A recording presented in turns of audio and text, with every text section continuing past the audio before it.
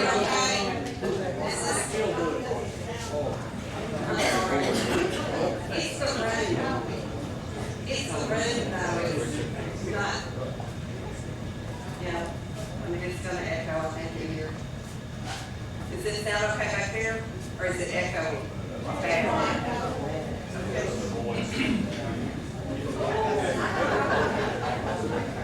And it kind of bounces off the metal roof, too, so that's not the best case.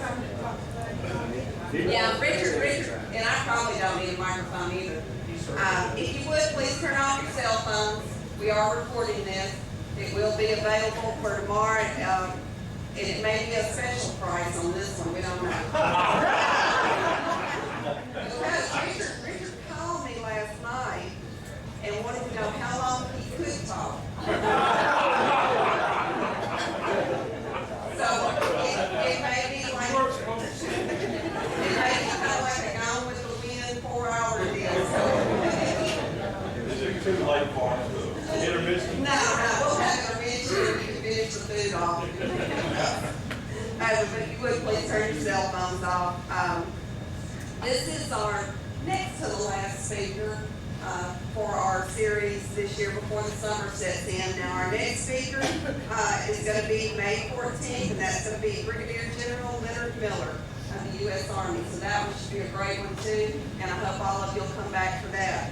I hope that, a lot of people, we're going to have some special things going on this summer. We're going to have the Louisiana bicentennial exhibit here from the state, hopefully for a couple of weeks. So that'll be something you'll want to come in to look at, and some other things that'll be going on too this summer. So be sure if you've got people from out of town, come in and visit the museum. This past month we had roughly over 300 people come through the museum. So, a lot of people, and I included this group, but it's a good many people come through. We've had some school groups come through here recently, and I'm really excited about Wednesday. The Webster Parish Principals meeting is going to be here, and we've been working on trying to get that here for a while. So I'm hoping that when the principals come, a lot of them haven't been before, that they'll see how nice it is and recommend that the teachers bring classes, and that's what we're hoping for. But they're going to be in here Wednesday, and they have a 4-hour meeting that they'll conduct here, so I'm really excited about that. Now, this room is available for rent. It's already rented out this year for several of the homecoming events, but it's available for churches and any other organizations that you have. McKinnis uses it quite a bit because we are right across the street, and we appreciate them using it, but it is available for organizations. We have different prices, so if you're interested, contact me about that, and I can tell you about the price range. One of the big things that I want to tell you about, and some of you may have heard a little bit about it last month, but me, the Pingree, and the Pingree family have agreed to sell us the building next door. And as y'all can tell, we desperately need it. We need to have these meetings next door. We can see over twice the crowd that we have here tonight. And when we were at Christopher's, we were drawing about that many. And I've had a lot of people that say they come by and there's 70 cars, they know we're packed, and they just don't even stop now. They don't, and I was here today at 4:30, and I had people coming in at 4:30. So I think that's going to be a wonderful thing for the museum to be able to get this building. You'll probably be contacted by one of us for donations. Probably more than once we'll be contacted. But in the first, I'd say 30 minutes after we were talking about the building being able to get it, we had 2 people commit to $25,000.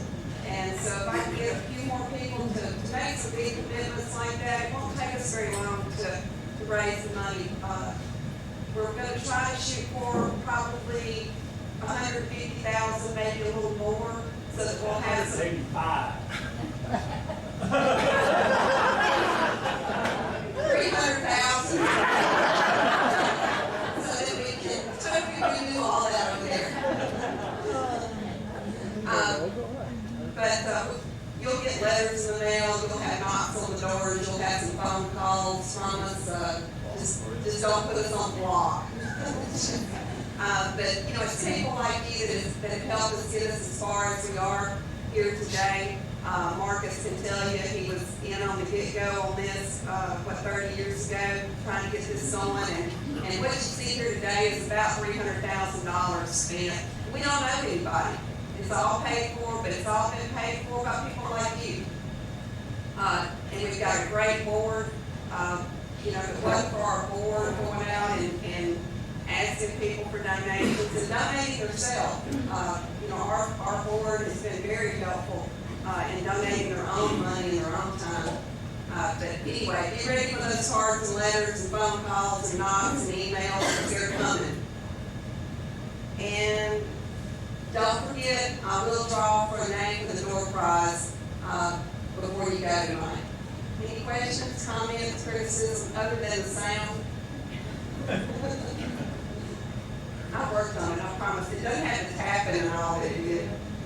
I'm going to turn it over then to Thad. Thanks, Jeff. We're certainly all delighted to have all of you here tonight. And I really like having this program here in this building where people can come through the museum, and I hope you will stay around afterwards and just have a look and see what we have here. We're continuously adding new things. Leonard Miller has done a wonderful job, and he sneaks up on me and said, "Did you see that? I put it in last week." Well, I didn't see that. But really, this has been a good job done. John Agan has been very helpful to him, and Terry Snook has been in our military exhibits, and we've got just got a whole lot of people working together hard to make this a real success. And so far, I think it's a real success. And we're delighted with it. This evening, we're having one of our own as our speaker, Dr. Richard Campbell. I'm sure that most of you know Richard well. Some too, no, I shouldn't say. but you know him well. Because Richard has had worlds of accolades. You start trying to list the things that he's done in his very, very busy life. Like, you know, he's Vietnam veteran, Lions Club, and noise maker. Lived out of Tech graduate, dental doctorate, American Legion, church choir, church chief honcho, Boy Scout district leader, missionary to Minden Republic, man of the year, the awesome leader, and lots more that's in the newspaper. Now I'm very disappointed. But all Richard's friends are not dependent. And I made a special effort to get one of his so-called friends to introduce him tonight, but Charlie Andrews of the Gibson Grill did not come. So we're missing another side of the face, so I guess you got to go over to Gibson to hear about it. It's with great pleasure I introduce my friend, Dr. Richard Campbell.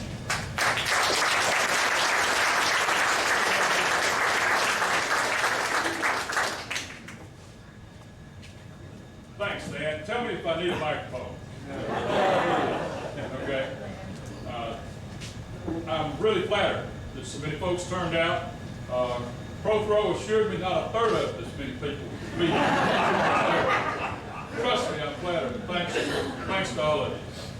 As most of these programs have rolled around in the past, there's a little bit of the historical background of the speaker's family, which I intend to do. A little bit about my folks and growing up in Minden and this historical association itself, and then end up with my U.S. Army experiences, including Vietnam. By the way, heckling is welcome at any time. Some of you shaking your head more than others. At any rate, well, how did I wind up in Minden, Louisiana? Well, my mother's folks were more or less colonialists. They came over in the colonies and even have some colonial clergy in my background. And they moved across into Missouri in later years, and that's where my mother grew up. She grew up in the boyhood hometown of Walt Disney, which is Marceline, Missouri. And Walt Disney honored his hometown quite often by visits, donations. They named a school in the park for him, and they sent his artists back to decorate the schools there in Marceline, Missouri. My dad's family came from Scotland, of course, and moved over to Nova Scotia, specifically Prince Edward's Island, and they lived on what was known as Campbell Mountain. In some years past, actually that was a wee one, we went up and visited around there and talked to some of the local historians. They told me a little bit about the family. They said that there were professional people, there were merchants, doctors, lawyers, etc., and kettle thieves. And as I said, I was fairly young, and I wondered for years and years and years, some of my forebears running up and stealing pots off the fire or off the hearth. Anybody have any idea what they were talking about? I mean, 5 or 6 years ago, I just figured that out.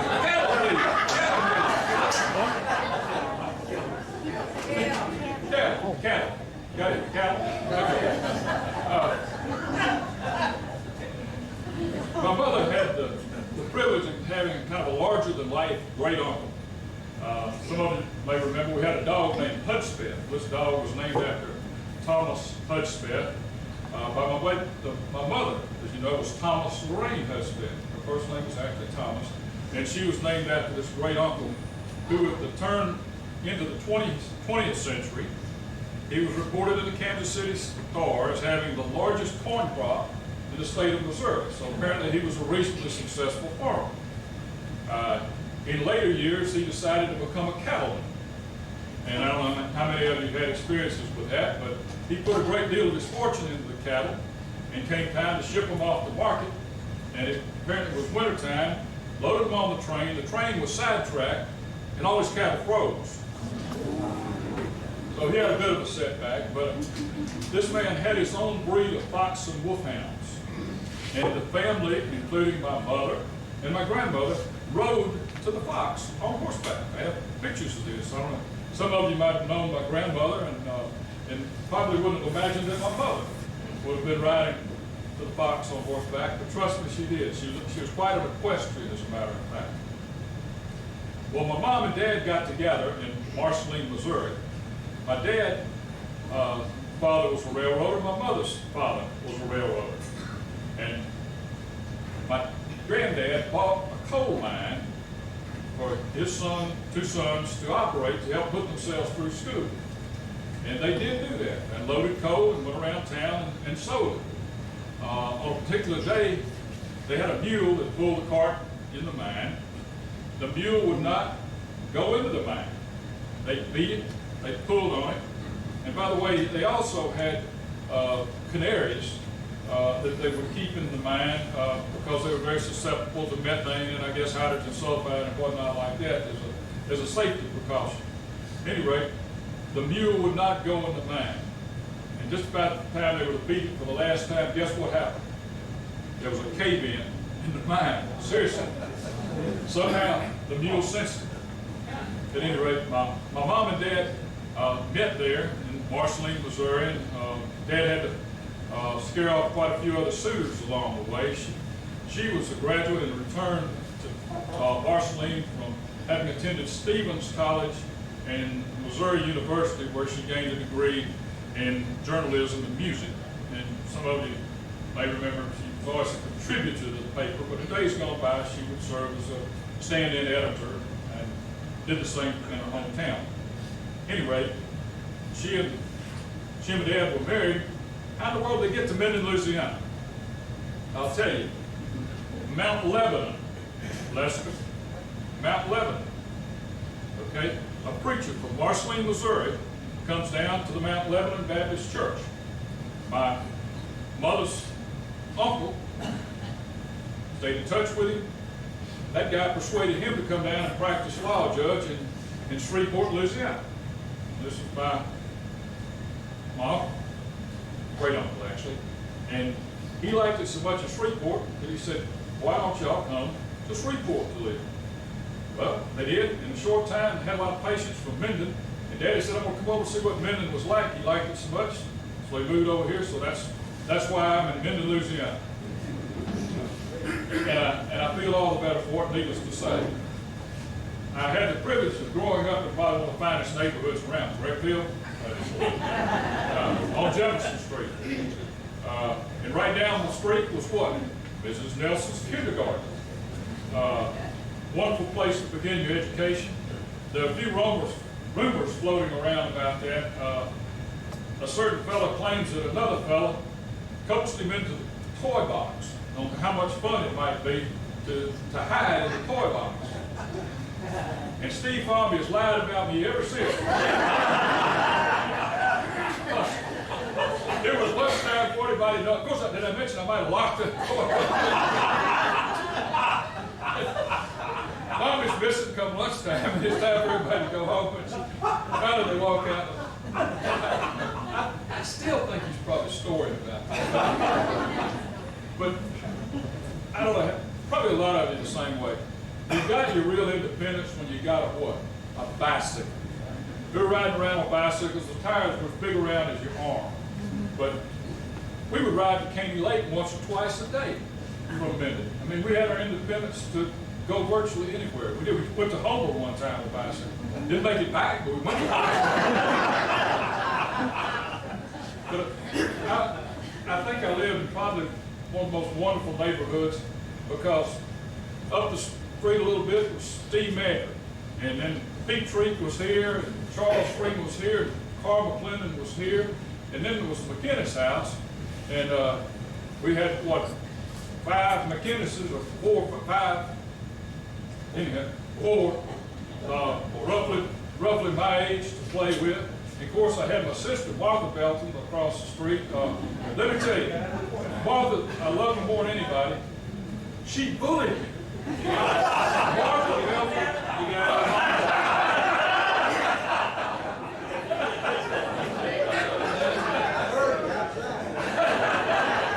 were you lying? Anyhow, Martha Belton bullied me until I was about 6 or 7 years old. And then somehow she found out what a wonderful fellow I was, and we've been in love ever since. That's the boy in the toy box. Yeah, Martha and Stan, Bobby Hale lived in the neighborhood. I don't know how many of you remember Bobby Hale. They thought we'd probably both go to reform school. And Bobby made colonel in the Air Force, an outstanding history professor out in Nevada. Bobby Ashley lived in the neighborhood. Richard Anderson, Raymond Anderson, O.A. Garland. Had a wonderful, pardon me? Henry Thorpe was there too, yeah. But suffice it to say, you were never the loss for anybody to play with. And I never bullied anybody in the neighborhood. I want you to know that. Now, pretty much I've been given free rein to speak about whatever I wanted to speak on tonight. And one fellow threatened me real good if I didn't talk about something, so I got to pay her all, and he's sitting right here in front of me. We were an adventurous lot. There were some miscreants at a place just north of Minden, Camp Odyssey, that was it. And these fellas were wanting to come into town and commit all sorts of mayhem, like asking the local ladies out, things like that, which required retribution on the part of some of us. So a baker's dozen of us decided to go do what? Raid Camp Odyssey. So in the dark of the night, we stealthily slipped out to Caney Lake, crossed the spillway, and made our way into the campsite. To our great disappointment, there was no one there, or so we thought. Because no sooner had we arrived there than all the scouts in the world came at us with war hoops and, and clubs and axes. And of course, discretion was a better part of valor, so we retreat back across the spillway. Well, did I mention they were chasing us in the truck also? They did. Well, I'm not real smart, but I knew I couldn't outrun the truck. So discretion was a better part of valor, so I jumped off into Caney Lake. Well, yeah. And made my escape across Caney Lake in the dark of the night. and was very proud of myself. Got to the other side, went through the woods and beating off snakes and whatnot, and went back to phone for help. Everybody else had been rounded up, you see. Well, I'm there waiting till I phone for help. A car drives up. Of course, I'm hiding. The voice says, it sounded a lot like Willard McClung, by the way. Come on out, Richard.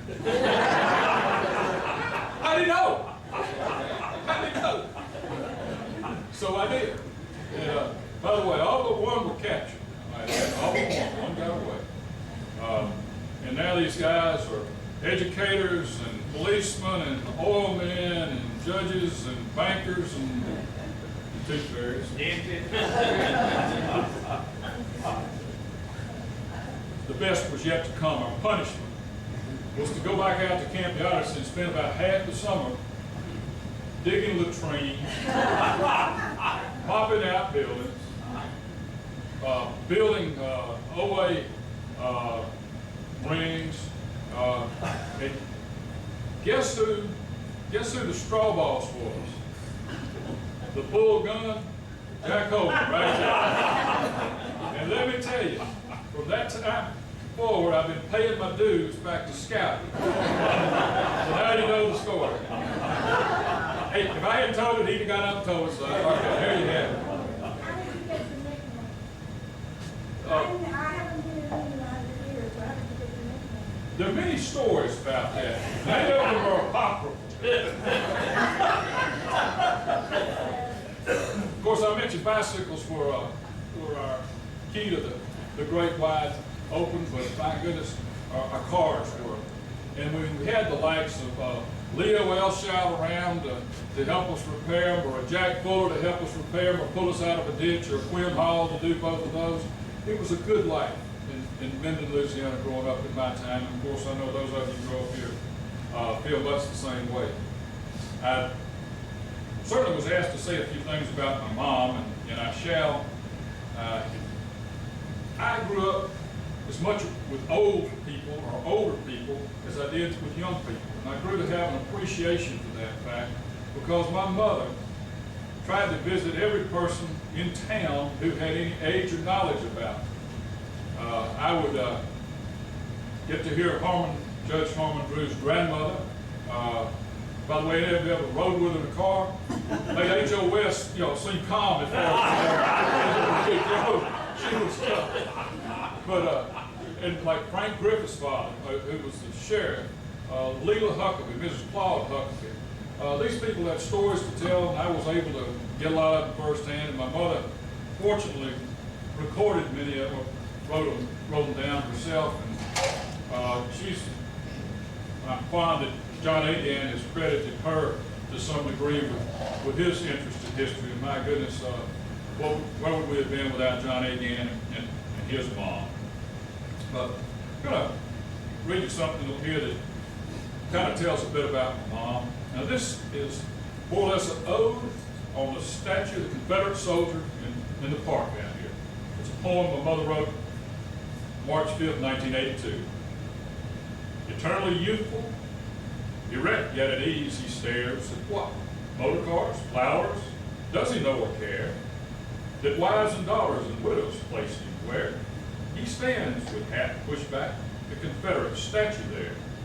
68 years after the fact, he was placed on that stand, paid for by cake sales and such, that a determined band of Confederate daughters held. Arrived the day of dedication, a program in early May, attended by Parish and State elite who came to honor the cause of one marble veteran's name. But his glory was brief. Days later, a tornado tore a half-mile swath through the town, taking all before. The soldier toppled, but where others in battle fell nor stood again, this lad rose from the dust, but yet there's something missing, the barrel of his army musket. Irretrievably lost in the rubble, though few are aware, eyeing only the soldier's serenely constant stare. He looks to the south, not here to see its rise, and not around to witness its gallant demise. He's a symbol of hard marble shell that embodies the dreams of comrades gone with a way of life. He seems to carry the past to the present, as forever he peers at the traffic below, a boy of all season, a man for the years. And that's kind of the way my mother is. Who wrote that? TL. TLD. Anybody that has an interest, I have a couple copies of that if she didn't have an interest. Mother probably belonged to 20 different historical associations, the UDC, the DAR, descendants of colonial clergy, the Huguenot Society, Colonial Names of Scottish Society, and yes, the Dorcheat Historical Association. And Mother and a few others were instrumental in saving this cemetery. And some of you have seen the Overton Cemetery, but it was about to be bulldozed in the course of building I-20, and they managed to save it. And she and Margaret Drew were out trying to keep the old courthouse from being torn down. They weren't terribly lucky in that respect. When I was speaking at the McKinnis's, Phil, of course, lives across the street from where I grew up. And his grandfather was referred to, some of you may know, as the governor of North Louisiana. Y'all heard? Well, the new boy moves into the neighborhood, John Ford. And Big John McKinnis goes out and talks to John Ford, who's mowing his yard. And he said, "John, men in this neighborhood don't mow the yards."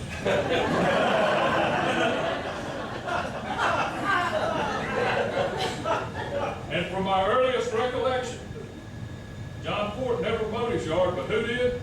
Louise. And she mowed it with a push mower. I mean, not a mower, I'm talking.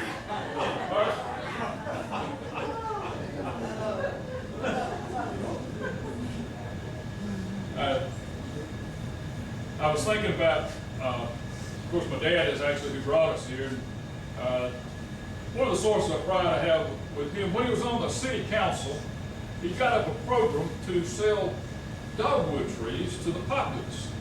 And I don't have any idea how many hundreds of them were sold, but he was able to con the city into not only planting them, but watering them through the season so that they would survive.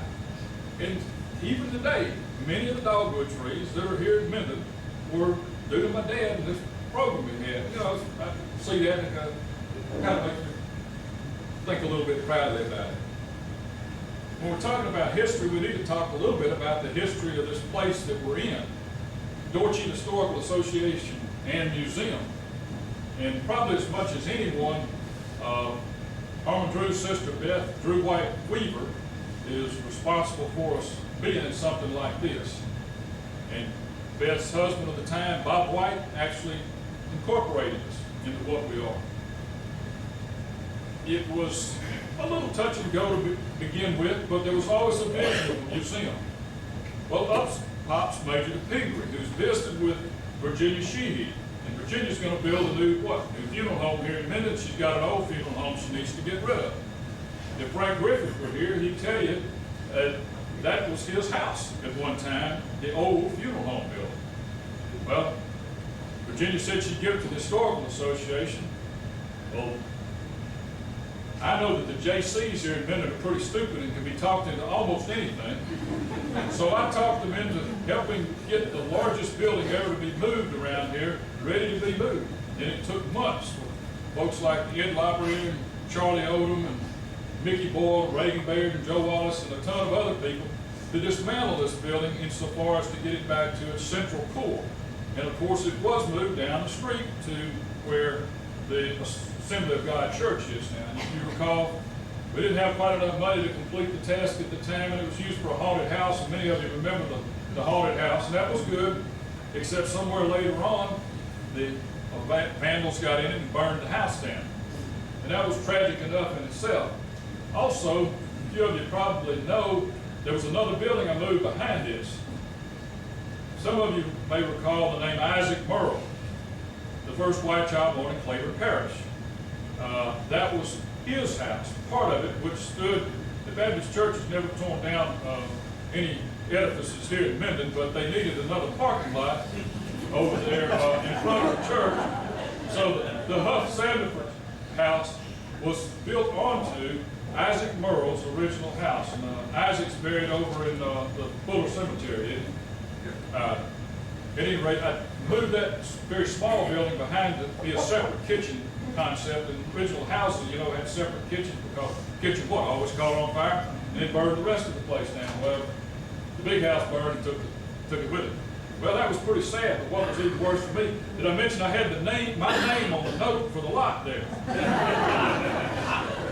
And fortunately, years later, along comes I.B. Smith, and they want to build a furniture store there. I held out as long as I could and sold it. All right, the money went in the Minden building alone, and for many, many years, back when interest rates were decent, well, it more than doubled in that time.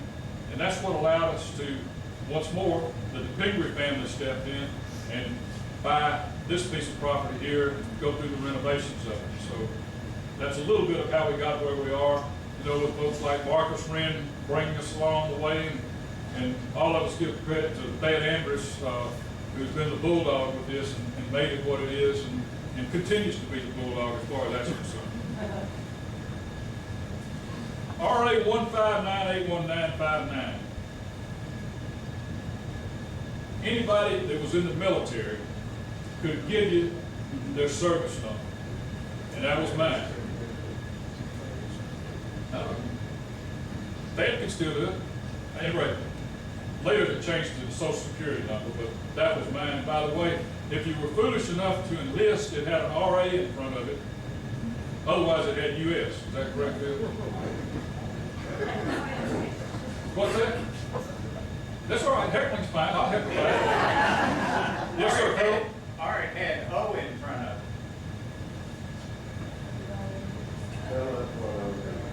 Officer.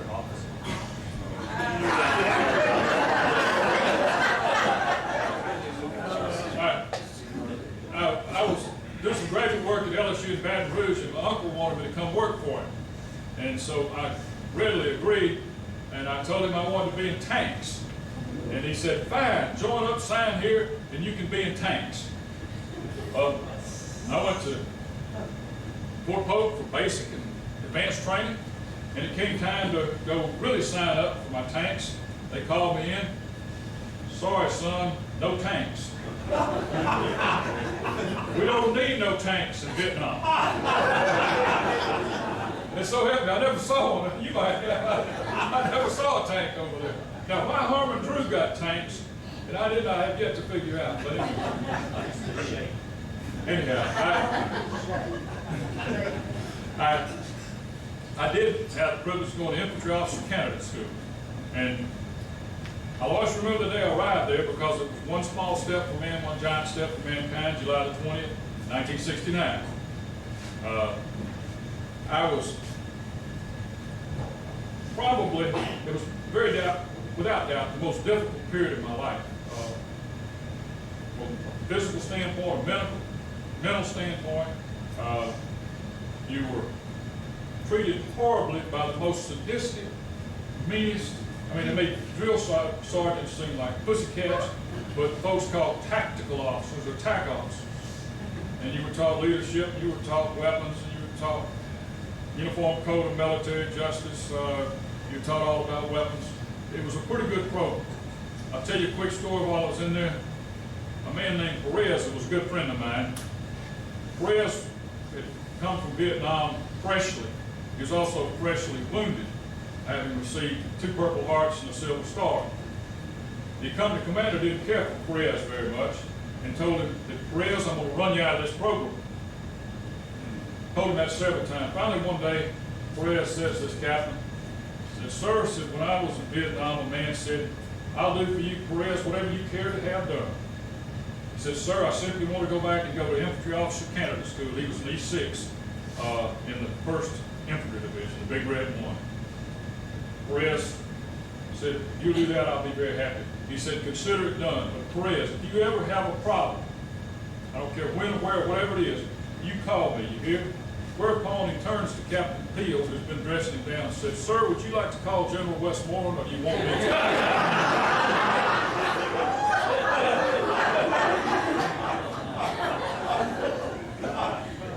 Might I add that Perez had no further problems. And a year and a half ago, he retired as the Chief Operations Officer for both Midway and O'Hare Airports. Be that as it may. If you graduated at the very top of your class, say 1 or 2 in infantry officer candidate school, you got to pick your branch and where you wanted to go. I said the first couple. Well, if you did fairly well a little farther down, you were given another very prestigious job.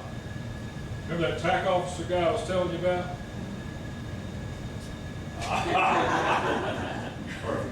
Some people say it was typecast. I didn't let them down, but it was the next most miserable time in my life because it was not troop leading experience, and you had to be as horrible as you possibly could to these folks while trying to train them something. And it was a tough 6 months, I promise you that, but I made it through it. After finishing this tour, went to jump school, went to jungle school in Panama. By the way, Panama was a really good place to train for Vietnam. It was tough territory. It had all the same critters, fairly hilly, mountainous. I'll tell one quick one there. Your air mattress is generally your very best friend. Well, we were on a very, very steep hill, and I had neglected to take care of my air mattress, and it wouldn't inflate. Well, that wouldn't have been so bad. I mean, I could just lie down like this on the hill, just lie on the air mattress and sleep. Well, a monsoon rain came, and it came and get on the air mattress and just go right through my clothes out the other side. So it was really good preparation for Vietnam. I remind some of you that Vietnam happened, as far as we're concerned, because we turned our back on a fellow named Ho Chi Minh. Do you remember, did any of you know? He came to us and said, hey, we have a horrible colonial problem going on over there. Who was in charge of Vietnam at that time? Our good friends, the French. And they were brutal to the Vietnamese. They were looking for some relief. We couldn't turn against the folks that we'd just been allies with a few short years before.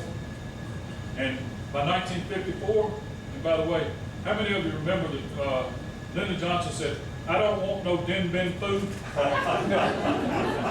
That was in 1954 when the French were finally overrun in the Battle of Dien Bien Phu, and that was the end of French colonialism in Vietnam. It was also the beginning of communism.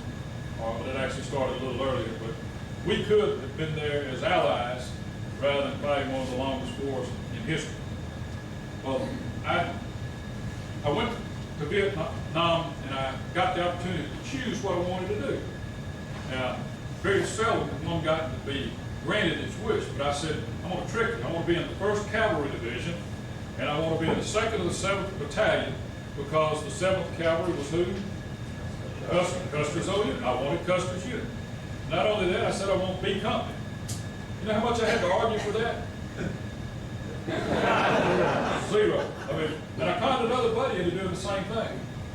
Well, we got to where we were going, and on the way there, you have to have a little bit of an orientation, and you fly around with the brigade commander, who's a full colonel.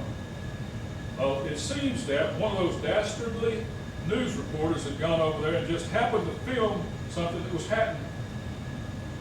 I know none of you have ever seen this or participated in it, probably don't even remember the newsreel, but there was something called shotgunning. It was when someone was smoking the wacky weed, and Mark, that's marijuana. And they'd blow into the breech of a shotgun, and some of the buds would be sitting around, and they would suck the smoke, the marijuana smoke. Well, this was caught on film. And about 3 days later, it's back on NBC, whoever, CBS. Well, I had the privilege of riding around with this very happy full colonel with this news can of film, you know, going to each battalion and playing this film to less happy battalion commanders. I don't know about the company commanders, but at any rate, that was my first initiation. Now, on the way there, I arrived in Vietnam off that plane, and I expected people to be shooting at me right off the bat. And people walking around like they are here. I said, well, it's not so bad. Well, went over to where I was going to stay for the night, a place called Long Bend, and there were bunkers we were shown. Well, I looked at the bunkers, and they were what? Full of water, and dead rats and whatever else might have been in there. I said, what are the chances of me needing this tonight? Guess what? I didn't go in that bunker. I stuck my head under my bed, my rear end was sticking out, and and they shelled and shelled, and I got back into bed and finished off the night. Anyway, I arrived at my company area, and I meet my new company commander. And we got along just like that. He was many year prior service fellow. We'd gone back and go to OCS. And he told me right off the bat, said, I don't want you to be worried about those POWs. And he meant that. And of course, I just kind of nodded my head. I mean, what's a Green Second Lieutenant going to say? The guy says, we don't take prisoners. But it was a little off-putting, to say the least. One of the first bright spots was when I did meet my battalion commander.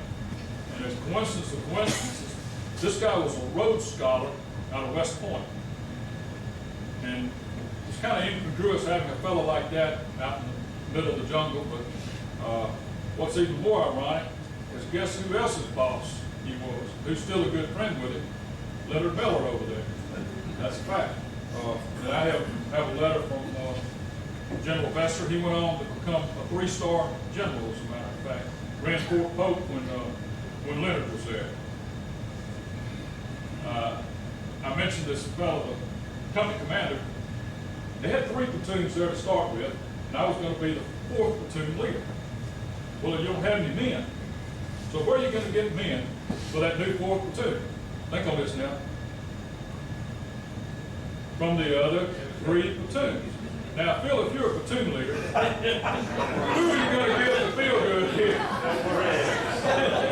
Think on this a minute. Let me tell you, it was a baptism by fire. The only thing that saved me, and what has saved every military from the beginning of time, is the non-commissioned officers. And there was an extra good platoon sergeant around. And that's what saved my faith, because the first group of fellows I had, esprit de corps was not that great. The good part of it was that when the attrition took place, I got a straight deal off the deck and got, the average Joe Blow, which turned out pretty doggone good. A little history of what happens in an infantry unit. There's a brigade, a division, a brigade, a battalion, and then the companies. And in the companies, there are 4 or 5 platoons. Well, I was an infantry platoon leader. That's what I'd been trained to do. And we were on something called Firebases. This was somewhat of a new concept. They could be anywhere from a half a mile diameter to a mile or so in diameter. Probably Quezon up in the north that many of you have heard about was maybe several miles across. On those fire bases would be 105 howitzers, 155 howitzers, 50 millimeter machine guns, even quad 50 machine guns. There were rocket launchers, protected by claymore mines and concertina wire, and maybe 500 people there. And it was the battalion headquarters, and also had medical facilities there. That's where we'd come back to when we came out of the jungle. That's where we'd leave from to go into the jungle.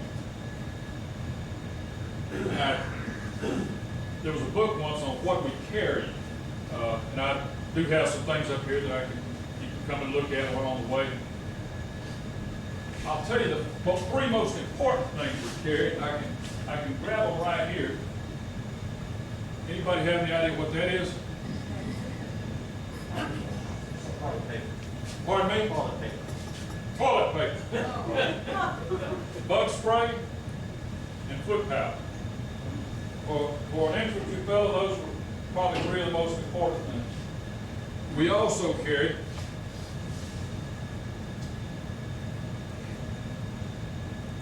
5 fragmentation grenades. That's what this is. 5 smoke grenades.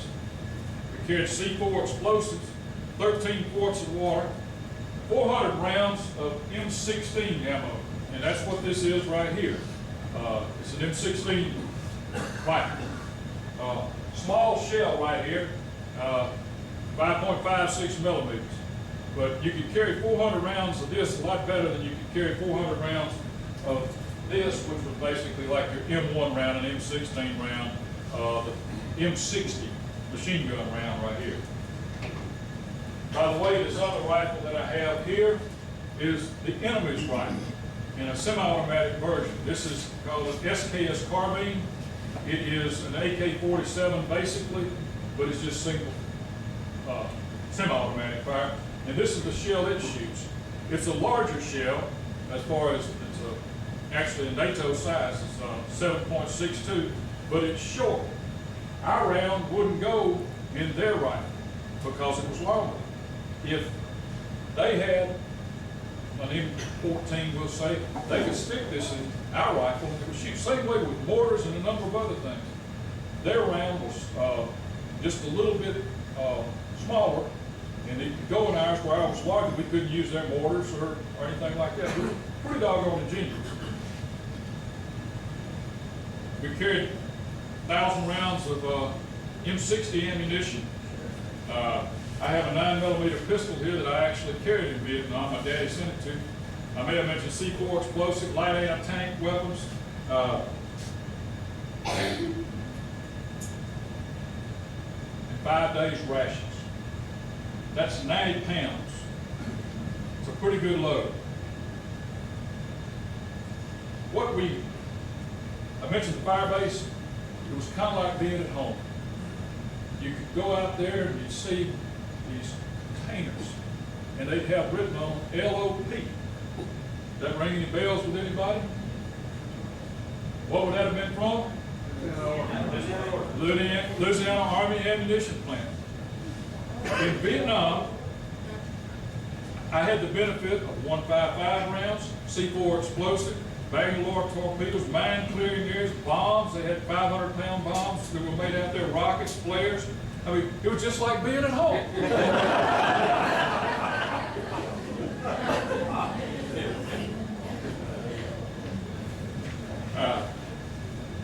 Basically, what we do is leave the fire base in helicopters and fly out wherever we're going to go and land in what we call a landing zone. It's usually a cleared area. Maybe it had been cleared by nature, maybe it had been cleared by man.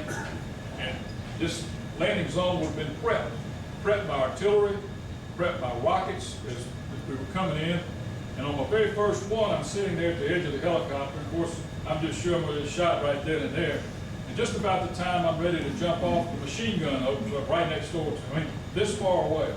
And anybody that's ever done this has experienced the same thing. You know, you're thinking to die right then and there. They just never told us that that was the next to the last thing that was going to happen. They were going to open up this machine gun right in your ear. But you'd get out and you'd go around the jungle for a while and you'd hopefully find the bad guys and take care of them, and hopefully they wouldn't find you. I got to thinking about what it was like over there. Vietnam was like a combination of North Louisiana and South Louisiana, where I was.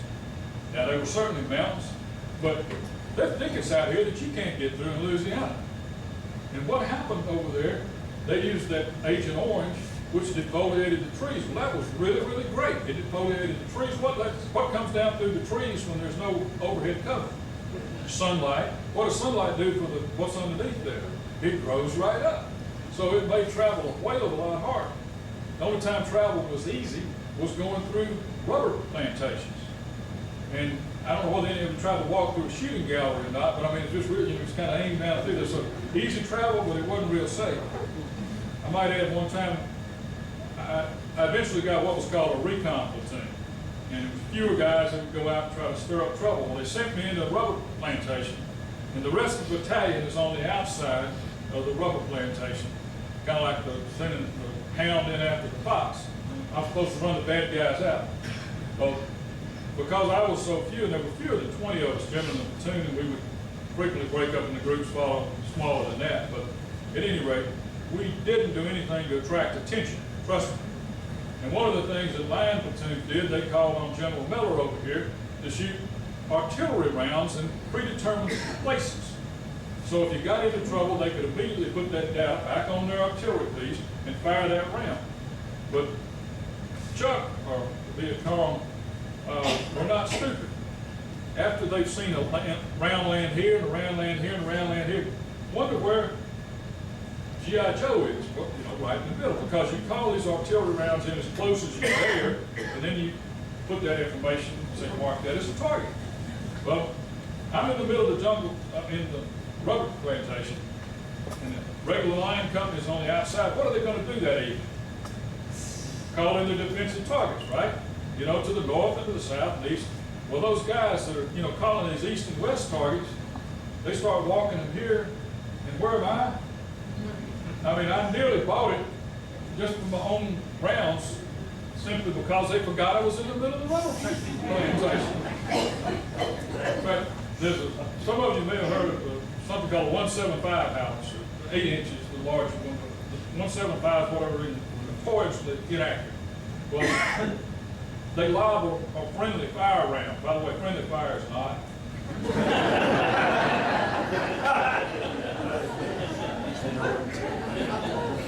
They lob one into our perimeter, and the company commander was hit. It had gone through a pretty good sized tree, a piece of the shrapnel, hit his ammo pouch, gone through 2 clips of ammunition, through his web belt, and barely stuck in his side. I mean, it bothered him, but obviously, if you know, it hadn't hit the tree, it would cut him in 2. Well, we had a diminutive field first sergeant, he was called. Now, he wasn't in the direct line of fire, but he only weighed about 110 pounds. It threw him about 30 feet. Let me tell you, that's the last time the field first sergeant was ever seen in the field. He'd had enough of that. We really appreciated that artillery. Don't think we didn't. One of the things we appreciated least was leeches. And you've seen little inchworms, no bigger than a matchstick. Well, that's what the leeches were frequently like. And once they got on you, they'd get as big as your fingers. Now, when you first got over there, you see these old veterans with these uniforms that were worn and they changed colors and whatnot, but you couldn't wait to get one of those uniforms so you looked like, you know, I've been here a while. After a while, you wanted the best uniform you could find because what? It didn't have holes in it and whatnot for the leeches to get through. And one day when we were having a little bit of trouble and we were kind of hugging the ground pretty closely, one of my men actually had a leech attached to his eyeball. I mean, I'm telling you, he's down pretty low. And it didn't hurt him really. And we put a little of this bug spray. This is good for anything right here. Leech will let go just like that, which he did. And this was my best guy for climbing trees. And I needed him because periodically we'd have to run an antenna up a tall tree because atmosphere conditions and things like that would preclude us getting big communication. My man prevailed on me and I sent him back and he came back rapidly. He wasn't slack or anything like that, but leeches were trouble. Now the very worst time I got into, if you're crossing a dangerous area, be it anywhere, you want to be up close to, we'll say if there's woods, you want to be right up next to it. Or you want to be so doggone far away that they can't see you and you obviously can't see them. We were starting along an area similar to that. It was in the valley and there was water in it. We were just, maybe knee-high water, which wasn't bad. We could see in the underbrush. And the lead element started veering out just a little bit farther, but it wasn't far enough to be in trouble. But they had to veer out a little farther. The reason being that it got deeper, closest to the woods. We veer out a little farther still, and all of a sudden we're committed. We're in no man's land. We can't turn around and go back. And it's getting up to right here. And we've got those 90-pound worth of pack and weapons on us. And guess what came? Not snakes, not fish, not piranha, leeches. This long, water leeches. They were swimming up and, attaching to you, even trying to get through your clothes, anything exposed. And I was pretty worried about that, but I was more worried about being in a free fire zone that the bad guys had been in. Once more, the good Lord looks out for me. We make it through this area, but I had absolutely no control on these people when they got out. They're throwing weapons, they're throwing clothes. I mean, it just complete mayhem. I mean, why we didn't get it while we're going through the valley and why we didn't get it the other, I don't know. One of the many times the good Lord was looking after Dr. Feelgood is all I can say. Probably one of the scarier entities that I ran into was boogie traps. And I have a great deal of appreciation for what these folks, these modern day wars are going through. There's not a safe place anywhere. You know, they can be riding down the road, they can have one of these IEDs, get them.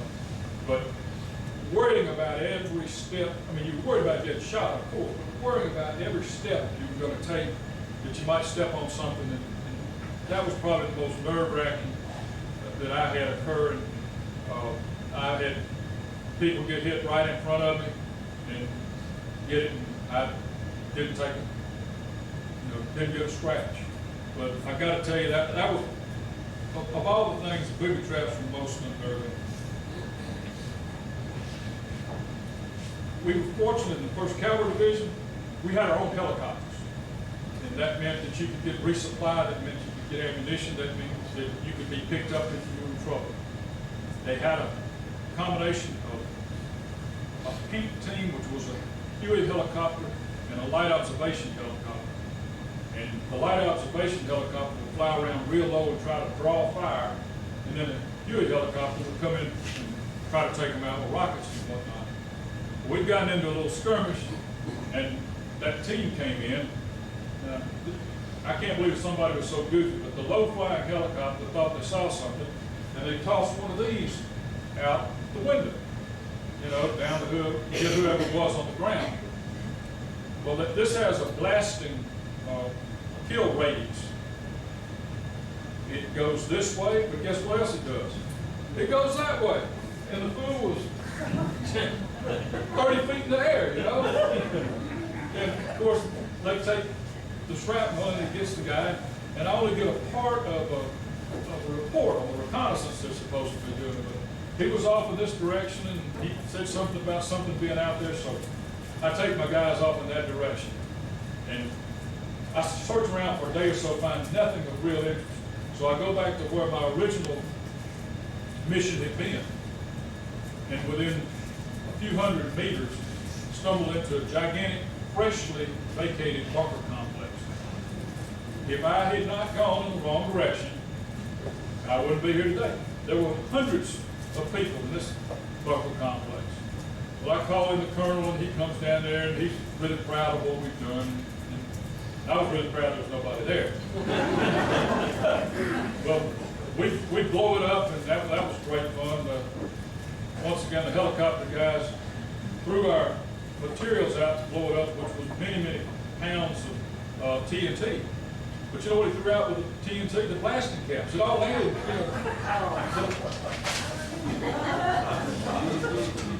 The blasting caps were so bent that we had to straighten that out before we could use them. But we sent off probably 1,000 pounds of TNT blowing up the bunkers. Well, I moved maybe another half mile. What do I find? An even larger bunker complex. It had flowers planted along the pathways. It had, obviously, officer and enlisted man latrines there. I'm serious. I mean, you could tell because one of them was, you know, kind of very well like, and the other had an overhead cover on it. Once again, they vacated. They did leave a dirty little note that my Vietnamese scout, which I had, told me, and said, basically, you stay here, you're going to die. And I didn't doubt it a whole lot. You're told not to walk down trails, and it makes sense. We got most of our success by ambushing trails. Well, one of my fellow platoon leaders was going down the trail, and he got shot. And it wasn't a fatal wound, but he got it through the lung, and he obviously going back to the States. Charlie Armstrong was his name. Well, a few days later, I'm going off, and we run into a trail. And I'm trying to see what I think about it. And fortunately, we have a scout dog, and the scout dog sniffs out something just about the time that I'm caught in an ambush. And I'm thinking I'm going to buy it right then and there. And our company commander is a lieutenant that's come up with me. We're receiving so much fire that he says don't do what you might sometimes do, which is try to attack an ambush when you're ever able to get caught in it. He said try to break contact. And we were able to, fortunately. And the reason he wanted, the rounds were landing back in his perimeter, I mean, a few 100 yards away, and he obviously felt that it was more than we could possibly surmount with that type of tactic. By the time I made it back to his perimeter, he was gone. But no doubt in my mind, he was gone somewhere else. No doubt in my mind, he saved my life right then and there. Talking me out doing what in the book it says you're kind of supposed to do. Anyhow, before I could talk to him again, he is killed. And he was a West Point graduate and a heck of a fellow. In the West Point, I don't know what they call it, a yearbook, they said he was very likely to be one of the first to wear stars. And anyhow, he had received previously the Silver Star and a couple Purple Hearts, and his father had received the Silver Star Anzio, and that same Silver Star was what was pinned on George Bass a few months earlier. And this guy George Bass was from San Antonio, Texas. I mentioned Armstrong, who was shot earlier. Armstrong eventually arrived back in the States after going through Japan and hospitals and whatnot. He decided he'd go back and meet up with Bass's parents to tell him that when he last saw George, all was well. He arrives the day that they got word that George Bass had gotten killed. So at least he was able to be a lot of help. But as Paul Harvey said, the rest of the story is, I didn't necessarily get along that well with this guy Charles Armstrong, so I didn't make a point of getting to know him, who he was or whatever. But do you remember here a while back, Dick Cheney had an unfortunate accident? He shot an attorney? Yeah. Well, he was hunting with Charles Armstrong, and the Armstrong Ranch was of equal size to the King Ranch, which is right next door, and their in-laws. But anyhow, as part of this fragmentation grenade here, a fellow and I decided to go out on the town when we were back in the rear area. Didn't get back in the rear very much, but I coached him. And by the way, this was kind of not something you were supposed to do, but he convinced me to go out, you see. And we stayed out rather late. Came back, and the next morning, I found out that the area that he would have been sleeping in was fragged. And two very fine officers were killed. One of them was a West Point officer who was about to return to the States, and another one, another good officer, and another one was wounded. And they didn't get the guy they were going after. He might have deserved it, but I knew who he was. But at any rate, I got a magazine I picked up here a while back and was looking at it, and it was talking about, how many of you remember Senator Mike Mansfield? I mean, he might have been, he was talking in Congress and mentioned this lieutenant that had gotten killed and how horrible it was. It didn't happen that much, but supposedly 270 times in 1970 that they were aware of, but that's way too many. But it was a horrible incident, to say the least. My first battalion commander I mentioned was this fellow Webster. My second one was, I did such a good job for him, he made 2-star general.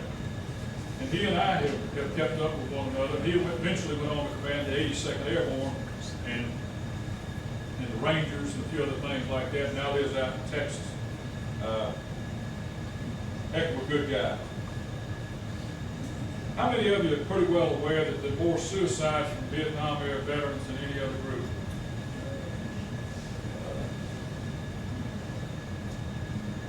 But you're what? You're wrong. That's one of those erroneous assumptions. Are they any more likely to be criminals? No. They're actually more likely to be educated and successful. But it's just one of the many myths that come down from that. I personally have never had anything other than thank you, an accolade, just like we're treating the soldiers now that return from Iraq and Afghanistan the way it should have been back then. But in the South, let me tell you, I was made to feel appreciated, just like Bill Lichter was when he came back, and just like Marcus was, and some of the rest of it from World War II. I think it has a lot to do about who we are here in the South. And I tell you, I'm proud to have grown up here. I'm proud to have you folks as friends, and I'm proud to serve my country. Thank y'all.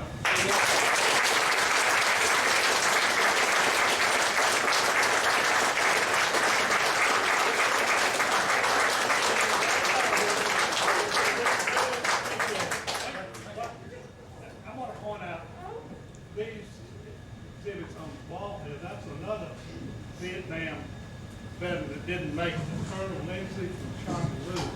And his brother brought these things down to have with us at the museum here.